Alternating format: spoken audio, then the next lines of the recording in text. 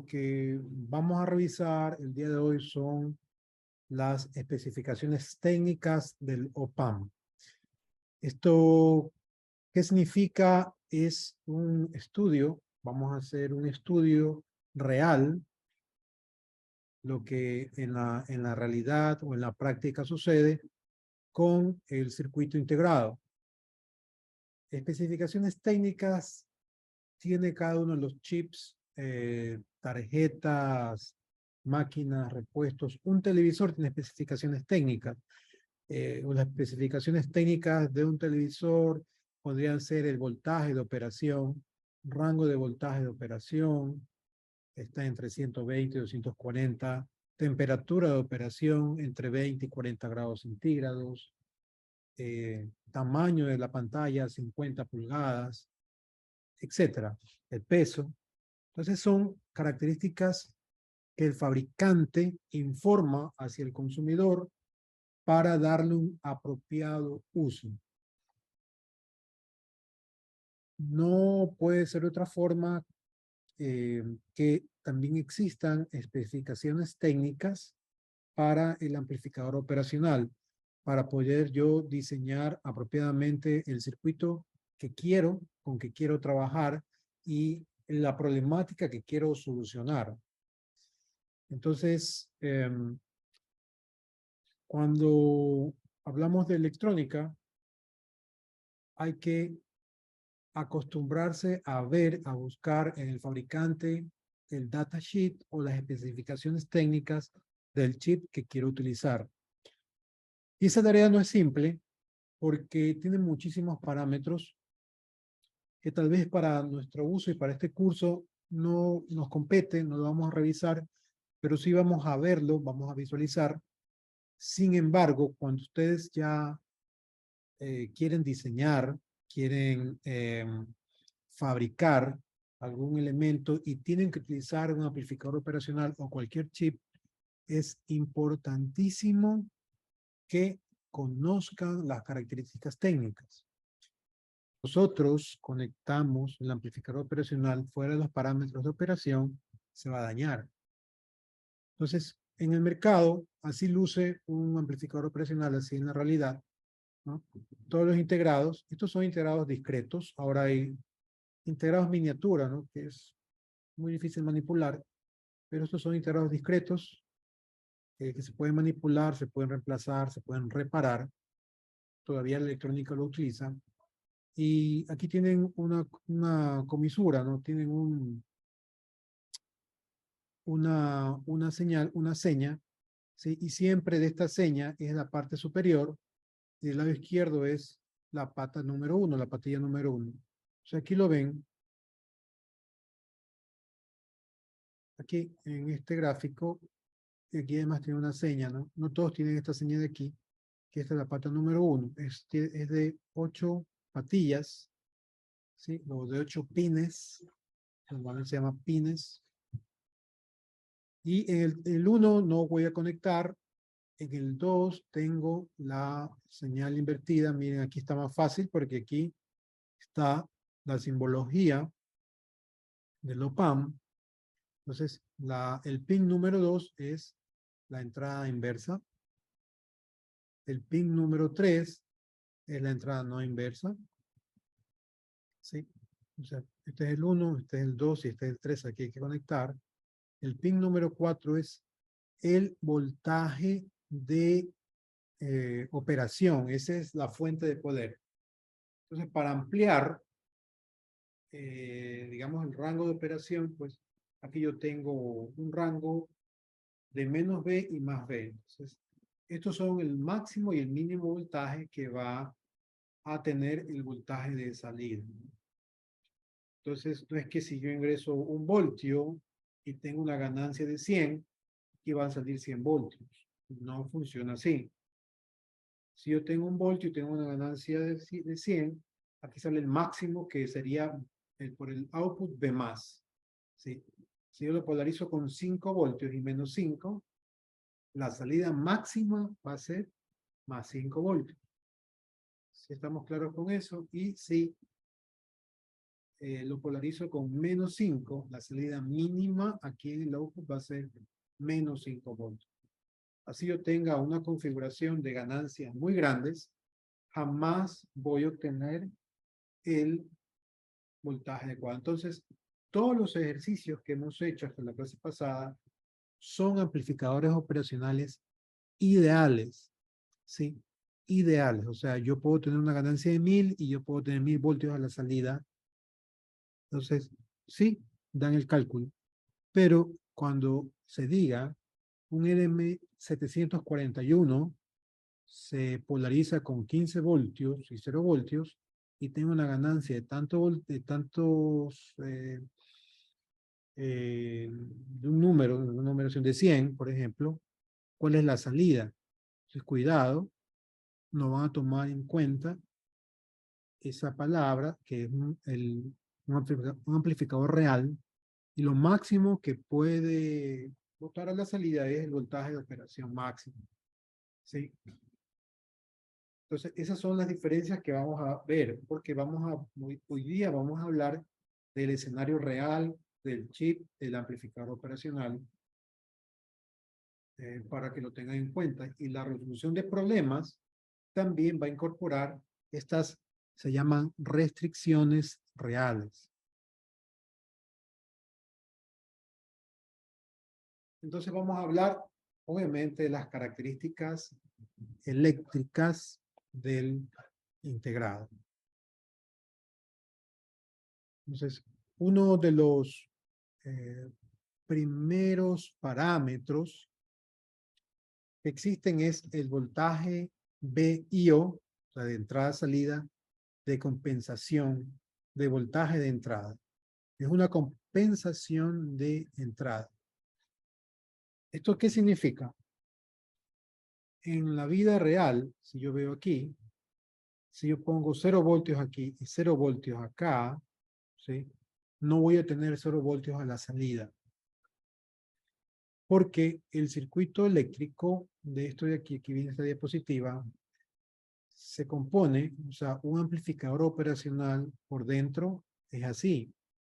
Son una serie de transistores, capacitores, diodos que trabajan y están operando en su zona de conducción o no conducción y tienen que haber voltajes que consumen. Entonces, hay consumos, por decir entre comillas, hay consumos propios internos del circuito integrado que hacen tener voltajes a la salida, aun cuando tenga 0 voltios en la entrada.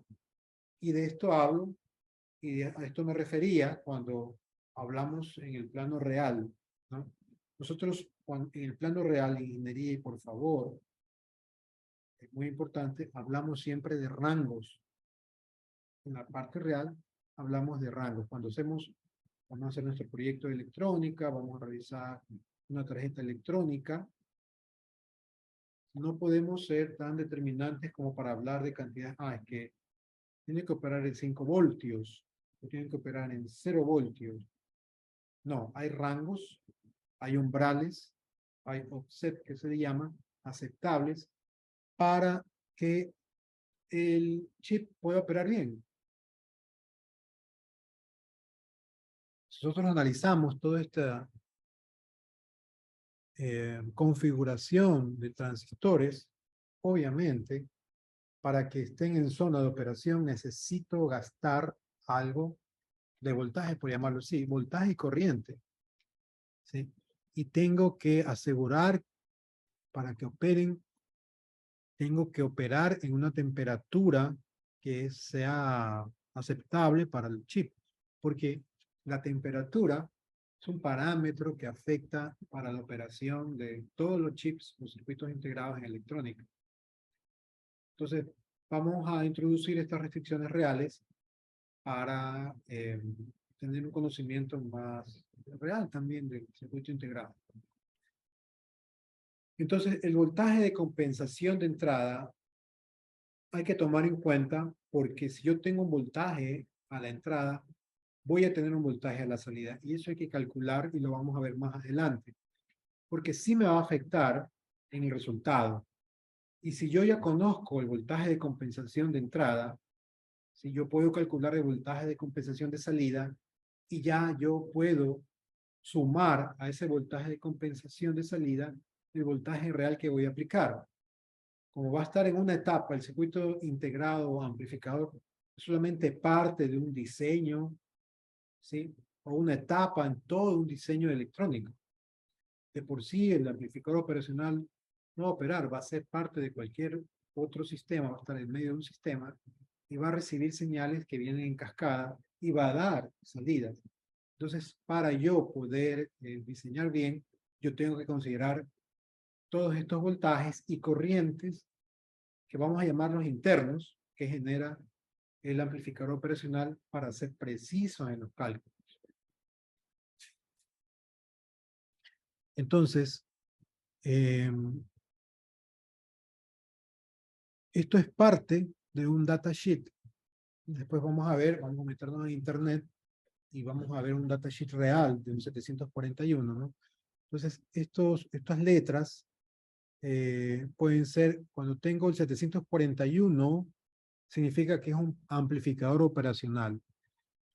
El resto de letras se refiere a fabricantes, a material, a modelo, a temperatura, bueno, una serie de características para diferentes aplicaciones. Es decir, yo tengo 741 para usarlo comercialmente, yo tengo un 741 para usarlo militarmente. Militarmente significa, hay muchos cambios, no se trabaja con más temperatura, o industrial, con más temperatura, más vibración, etcétera. Entonces, yo voy a tener una serie de nombres que van a acompañar al 741, pero ustedes cuando vean 741, se va a tratar de un amplificador operacional. El resto de las letras van a significar algo más que va a depender de la aplicación. Entonces yo tengo que escoger mi mejor 741 para la aplicación para la cual quiero utilizarlo. Entonces, aquí tenemos voltaje de alimentación, una característica eléctrica, VCC más. Para el UA741M es 22 voltios. Esto estamos hablando de voltajes máximos. Ver nota 1, dice, vamos a ver la nota 1, está por acá. Dice, 1, todos los valores de voltaje, a menos que se indique lo contrario, son respecto al punto medio entre VCC y VCC menos. ¿Sí? En este caso, si yo veo VCC más y VCC menos, esto significa que este voltaje es con respecto al punto medio entre los dos, es decir, 0 voltios. Entonces, si yo mido entre 0 voltios y VCC máximo, yo puedo alimentar con 22 voltios este modelo. Este modelo de acá, 18 voltios. 18 voltios. ¿Sí? VCC menos, lo que yo puedo poner en la alimentación negativa, menos 22 y menos 18. Voltaje de entrada diferencial. ¿Qué es el voltaje de entrada diferencial? Es el voltaje que hay entre la entrada más y la entrada menos. Entonces yo tengo más menos 30 voltios. Puedo tener 30 voltios o menos 30 voltios. ¿Sí? Vamos a ver la nota número 2.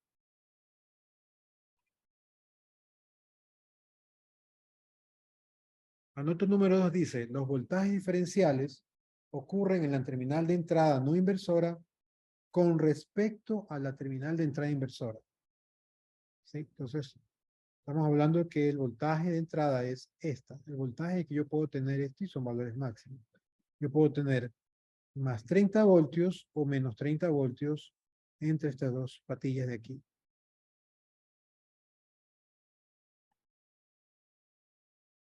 Voltaje de entrada por cualquier entrada. Para las notas 1 y 3. Más menos 15 voltios, más menos 15 voltios. ¿Sí? Entonces, yo veo las notas 1 y 3.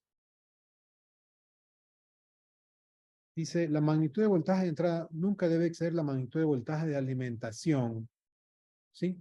O de 15 voltios, cualquiera que sea menor. Entonces está claro. El voltaje de entrada nunca debe exceder el voltaje de alimentación, también tengo una restricción. O 15 voltios, cualquiera que sea menor. O sea, el menor de esas dos opciones. Entonces tienen otra restricción.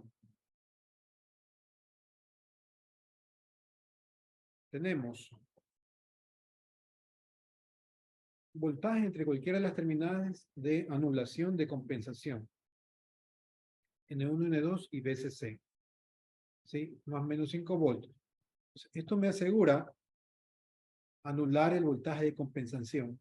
Ojo, estos son los terminales N1 y N2, los que veíamos cuando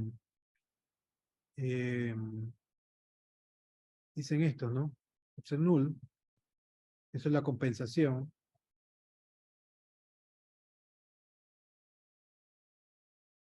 Pero estos se calculan. Estos son los voltajes extremos, máximos. Pero el voltaje de compensación se calcula a la salida. Vamos a ver cómo. Duración del cortocircuito de salida ilimitado. ¿Sí? ¿Qué es un cortocircuito de salida? Cuando el voltaje lo aterrizo. Ilimitado. O sea, sí puede estar en cortocircuito y no pasa nada. Vamos a ver la nota 4. La salida puede ponerse en cortocircuito a tierra. O sea, yo puedo aterrizar la salida. ¿Sí? O a cualquier fuente de alimentación. Para el UA 741M únicamente la duración ilimitada del cortocircuito aplica menos de 125 grados centígrados de temperatura de cápsula o 25 grados de temperatura ambiente. Ahí tengo más restricciones.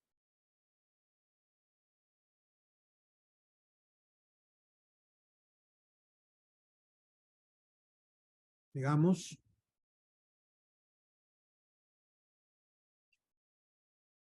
disipación de potencia total continua o menos de a una temperatura de 25 grados centígrados. Vea la nota 5. Esta es la máxima potencia que puedo disipar. ¿Qué significa en la salida? Que lo máximo que puedo entregar hacia una carga son 500 miliwatts. ¿Sí? Es decir, si yo quiero alimentar un foco a la salida de 1 watt, no voy a poder. ¿Sí? Necesito tener otro mecanismo, u otro diseño, u otra etapa electrónica para poder encender una carga con un amplificador operacional a la salida. Por eso es un ejemplo, ¿no? Entonces, muy importante es esto porque en un problema, si dan que a la salida yo tengo que encender un LED de 2 watts, por ejemplo, no voy a poder. Entonces tengo que diseñarlo para que sí pueda. Tengo que encontrar otro mecanismo. Sí lo hay, ¿no? Pero es importante. Máximo yo puedo entregar 500 miliwatts. Ya no son condiciones ideales que puedo conectar cualquier cosa de salida. Muy importante, el intervalo de la temperatura ambiente de operación. La temperatura ambiente es la temperatura que está, donde está embedido el circuito, la parte externa, ¿no? Del circuito del chip. Y es grande, es en el UA 741M, es de menos 55 a 125, y el UA 741C, ¿sí? De 0 a 70, ¿no? Parece por las características de uso militar, de aquí, porque se somete o en temperaturas extremas, muy frío y muy caliente, operan. Pero si yo tengo menos 40, ya no va a operar. O puede ser que opere. O 160 grados, ya no va a operar. ¿Sí?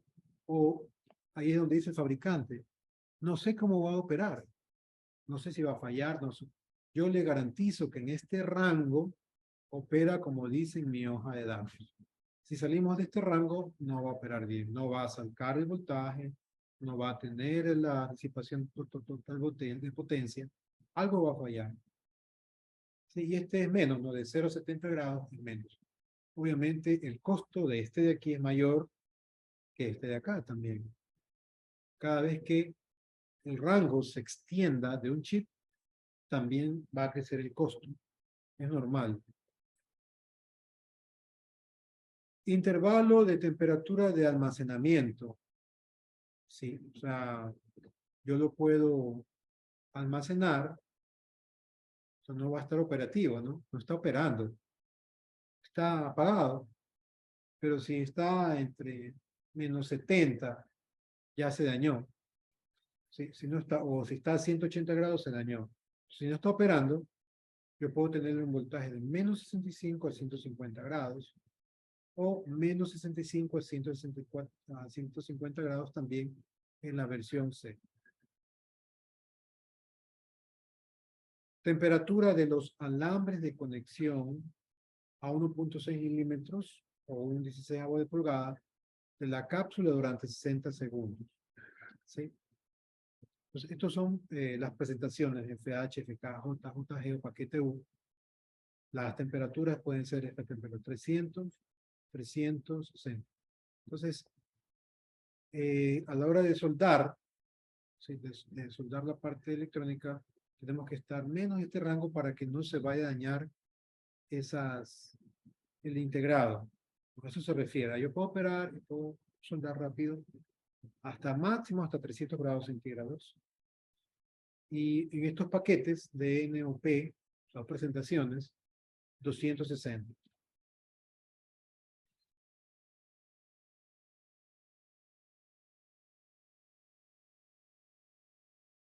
Tenemos además compensación de corriente de entrada. ¿Sí? Esta compensación suele darse entre 20 nanoamperios y máximo es 200 nanoamperios. ¿Por qué pasa esto de aquí? Porque yo voy a tener, cuando ya polarice, polarizar significa que yo alimento con BCC y BCC menos mi amplificador operacional. Entonces yo no tengo nada de la entrada, nada de la salida, y ya va a comenzar a operar y voy a tener voltaje de compensación y corriente de compensación, porque estos circuitos se van a comenzar a polarizar y a poner en su rango de operación también. Todos estos transistores. Entonces, aquí hay una corriente que va a ingresar muy pequeña, y aquí también hay una corriente que va a ingresar muy pequeña, que tenemos que darle una compensación. ¿Sí? Entonces, cuando nosotros hablábamos del amplificador ideal, decíamos, no, esa corriente es tan pequeña que la desprecio y no me va a alterar en mi resultado. Pues, para la precisión del diseño y de las más etapas del circuito, yo puedo calcularla para compensarla, o sea, para tener una compensación luego. Por eso es que estamos estudiando esto de aquí. Corriente de polarización de entrada, intervalo de voltaje de entrada de modo común, oscilación de voltaje en salida máximo pico, ¿sí?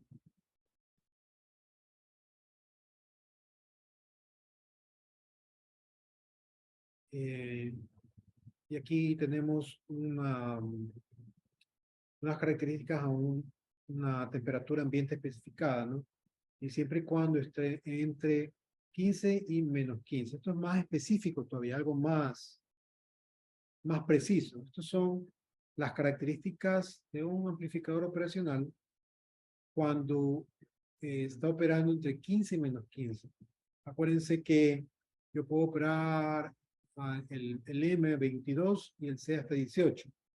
Pero esta tabla descarta ese voltaje y solamente vamos a hablar de +15 y -15. Normalmente vamos a hacerlo vamos a operar en 15 -15 o 12 -12. Ese irá en el problema. Entonces, aquí hay algo que se llama el parámetro y condiciones de prueba. Mínimo, típico, máximo. Mínimo, típico, máximo. Una compensación cuando el voltaje de entrada, ¿no? cuando es 0 a 25 grados, ¿sí? Miren, tengo un típico de 1 voltio. Un máximo de 5 o de 6 cuando tengo un intervalo total, o sea, cuando estoy operando más de 25 grados centígrados. Y para la otra presentación, el típico es 1, pero máximo puede estar entre 6 y 7.5. Esto es, son milivoltios, ¿no? Esto es la unidad. Milivoltios. O sea, eso yo tengo en la presencia y esto ya es de la práctica, ¿no? De lo real medido. Intervalo de ajuste de compensación de voltaje, compensación de corriente, nanoamperios, etcétera.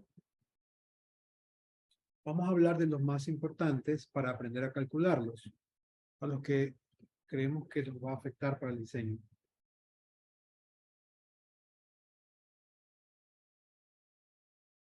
Aquí hay condiciones más específicas, dice a más 15 voltios, menos 15 voltios, y a una temperatura ambiente de 25 grados centígrados.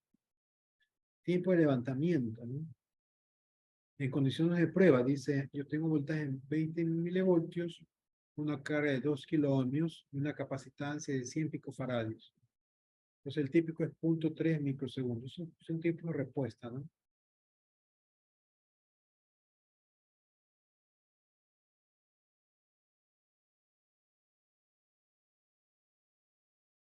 Y tengo otros parámetros, el tiempo de levantamiento, factor de sobrepaso, velocidad, razón de cambio, la ganancia unitaria.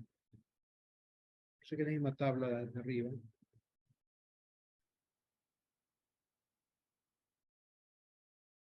Y nuevamente una tabla de las características de un UA 741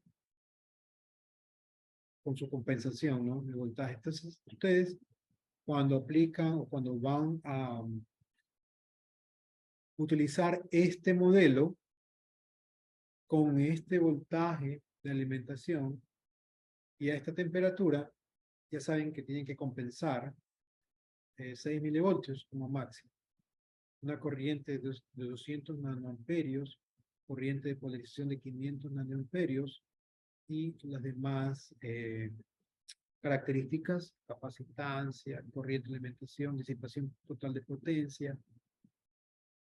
O sea, todo esto es importante. Y aquí se describe cada una de esas características. Entonces, vamos a hablar de la compensación. Primerito,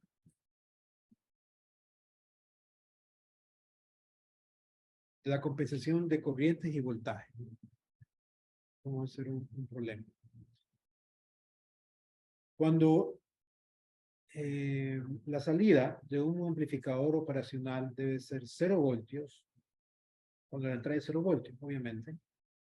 En la operación real se presenta una compensación de voltaje a la salida.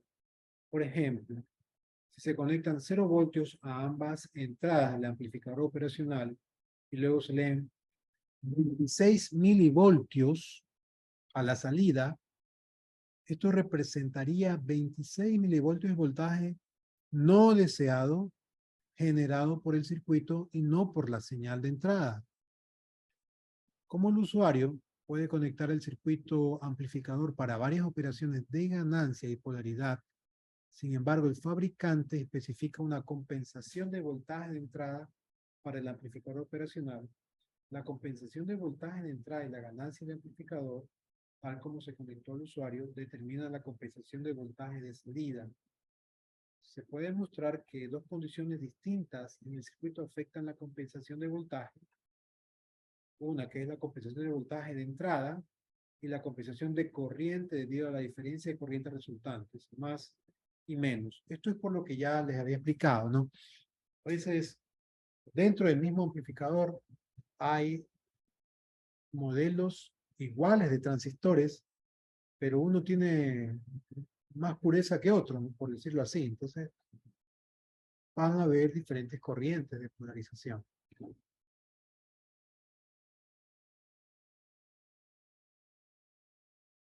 ¿Cómo ¿cómo yo lo puedo compensar? ¿Cómo lo puedo calcular? Es porque en la realidad, ¿no es verdad? Este es un amplificador que está conectado a tierra, digamos, tengo una resistencia, y aquí tengo voy a tener una señal de entrada que va a ser igual a VIO, ¿sí? En ausencia de la señal real. Esto es una entrada que viene ya de default o de compensación del circuito. Entonces yo tengo que B sub 0 es igual a la amplificación por VI, que es la voltaje de entrada, y por ley de Kirchhoff, yo puedo decir que VI es igual a VIO, ¿sí? Menos B sub 0 por 1 menos RF R1, despejando.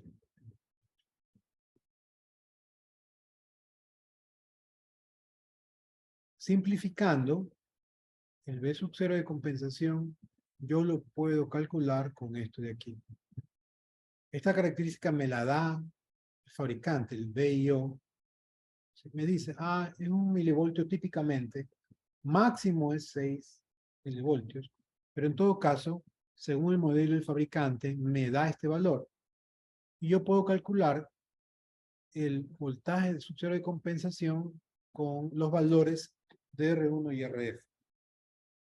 Ese es el primer valor real que vamos a calcular. Ok, entonces, miren, cuando ya hablo pues de fabricantes,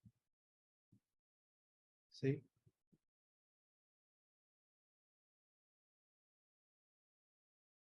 Ya estoy hablando de un amplificador real, ¿no?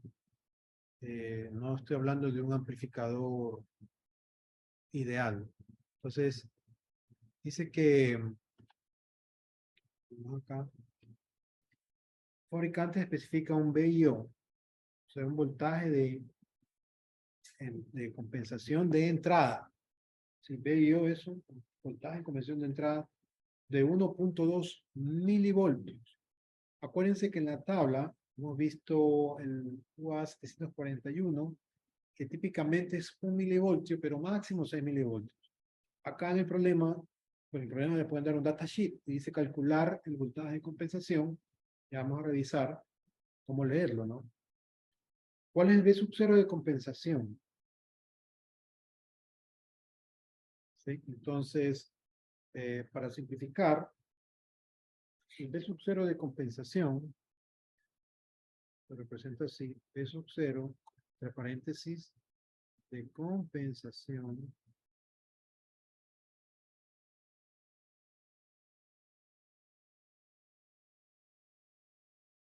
va a ser igual al VIO por R1 más RF sobre R1.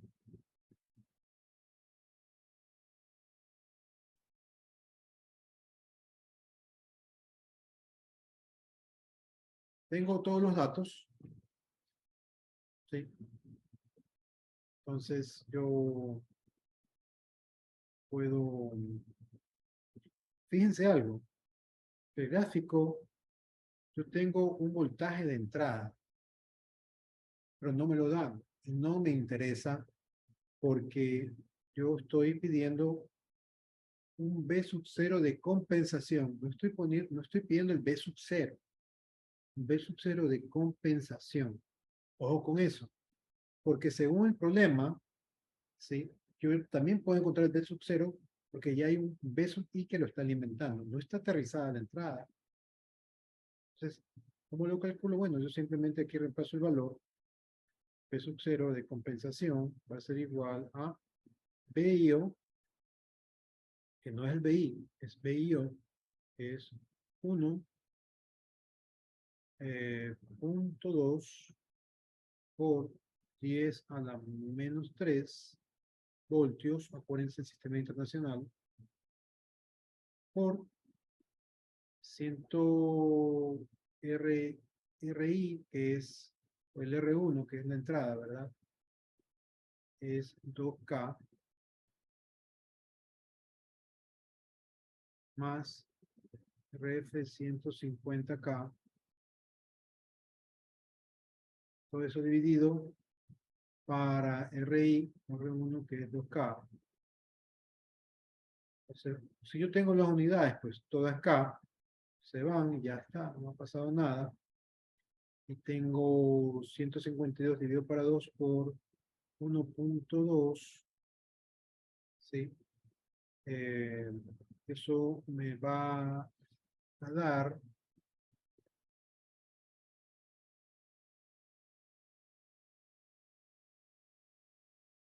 91.2 por 10 a la menos 3 voltios, o es lo mismo que decir 91,2 milivoltios.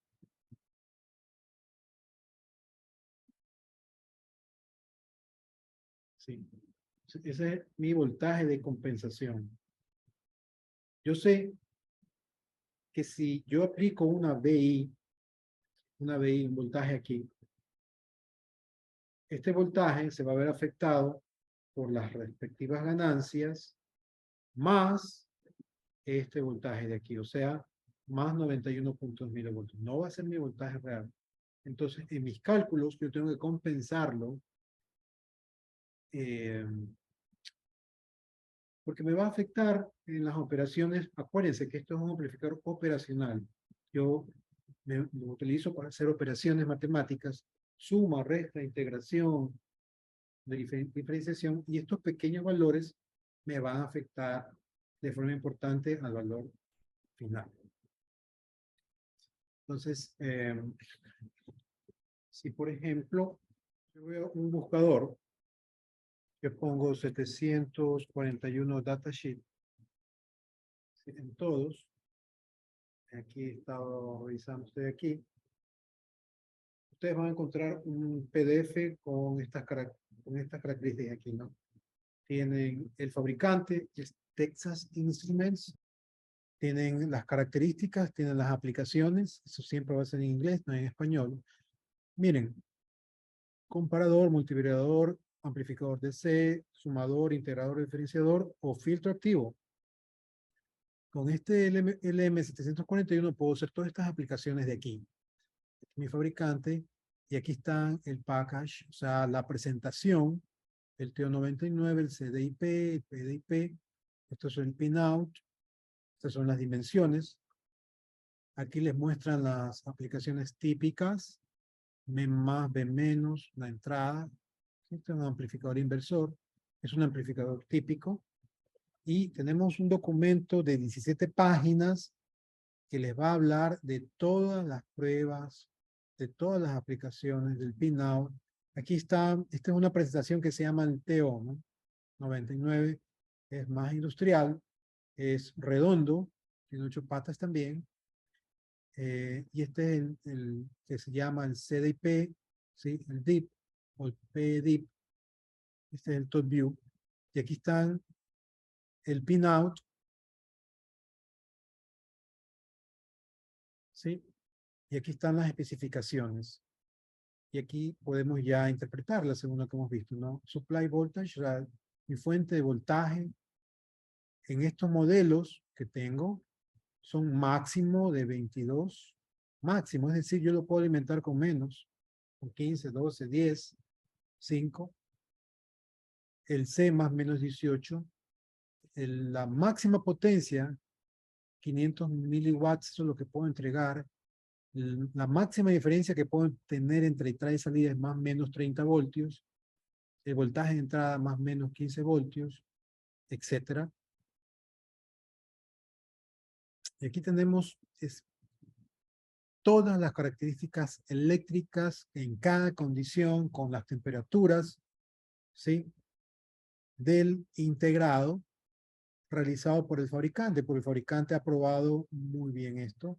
Este es el diseño de esta marca y este modelo de este fabricante.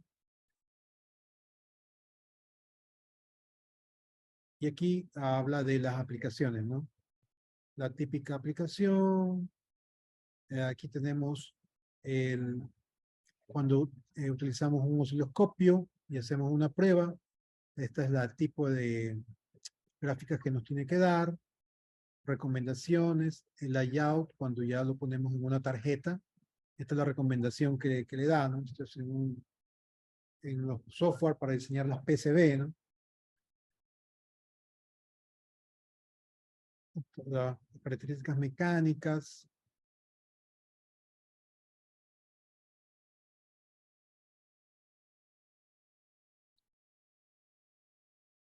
Bueno, esto les viene empacado, ¿no?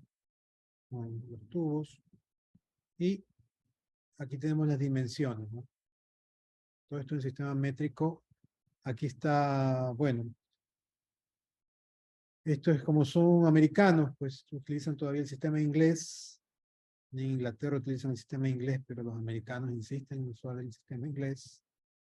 Ah, no, aquí están en dos, en pulgadas y en milímetros. Sí, ahí tenemos. En pulgadas y en milímetros. Tenemos en pulgadas y estos son milímetros. Tenemos en las dos. Entonces, aquí tenemos 10 milímetros. Tenemos 6 milímetros, etcétera, para poder diseñar la PCB o tarjeta para poder utilizar en las aplicaciones reales, ¿no?